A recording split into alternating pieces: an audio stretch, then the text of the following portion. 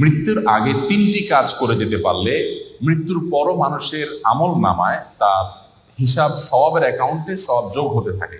তিনটি আমল নবী করিম সাল্লাল্লাহু আলাইহি ওয়াসাল্লাম বলেছেন, ইযা মাতাল ইনসান, মানুষ যখন মারা যায়, ইনকাতা আনহু আমালুহু, তার সমস্ত আমলের দুয়ার বন্ধ হয়ে যায়, ইল্লা মিন সালাস, তবে তিনটা আমলের দুয়ার মানুষ মারা গেলেও বন্ধ হয় না।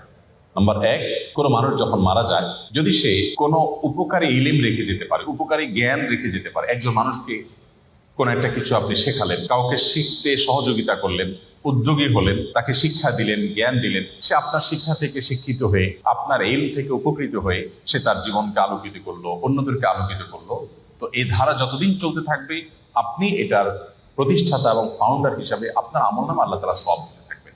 এটি গুরুত্বপূর্ণ একটা পয়েন্ট। সেটি জাগতিক কোনো উপকারী শিক্ষা হতে পারে, আবার দ্বীনি এবং ধর্মীয় শিক্ষা হতে পারে। আপনি একটি দোয়া জানলেন, আপনি একটা আমল জানলেন, সেটি আরেকজনকে শেখালেন, তিনি আরেকজনকে শেখালেন, তো এই পরম্পরা যতদিন চলতে থাকে ততদিন পর্যন্ত মানুষের মৃত্যুর পরও তার আমল নামে সওয়াব যুক্ত হতে থাকে। নাম্বার দুই, সাদকায়ে জারিয়া। সাদকায়ে জারিয়া বলা হয় ওই দান, যে দানের উপকারিতাটা লং টাইম পর্যন্ত চলতে থাকে। আমরা সাধারণত ওয়ান টাইম দানে বা এককালীন দানে অভ্যস্ত, অথচ দানের জন্য আমাদের সবচেয়ে বেশি লক্ষ্য রাখা উচিত কোন দানটা সবচেয়ে বেশি লাস্টিং করবে, অর্থাৎ যেটার উপকারিতা দীর্ঘমেয়াদে থাকবে।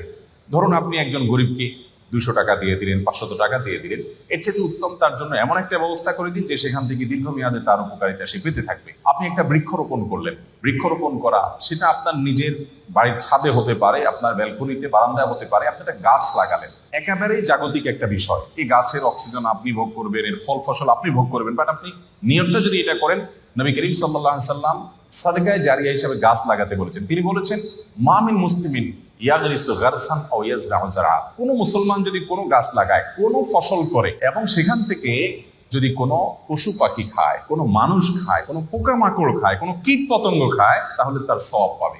এটি সাদকায়ে জারিয়া, যে আমি মরে যাব কিন্তু আমার গাছের এই সওয়াব আমার আমলনামায় যুক্ত হতে থাকবে।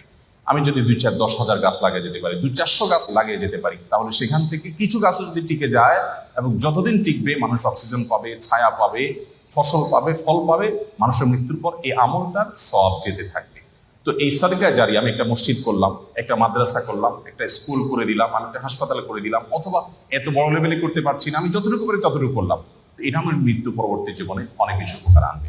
নাম্বার তিন, নেক সন্তান। সবচেয়ে বড় পয়েন্ট এটি যে আমাদের সন্তানদেরকে যদি আমরা আল্লাহমুখী করে যেতে পারি, আল্লাহর সাথে পরিচয় করে দিয়ে যেতে পারি, কোরআন এবং হাদিসের সাথে তাদের রিলেশন করে দিয়ে যেতে পারি, এই সন্তান যখন দোয়া করবে মৃত্যু পরবর্তী জীবনে সেটা উপকারে আসবে। নবী করিম সাল্লাল্লাহু আলাইহি ওয়াসাল্লাম বলেছেন, একজন জান্নাতীকে আল্লাহ তাআলা তার জান্নাতে যে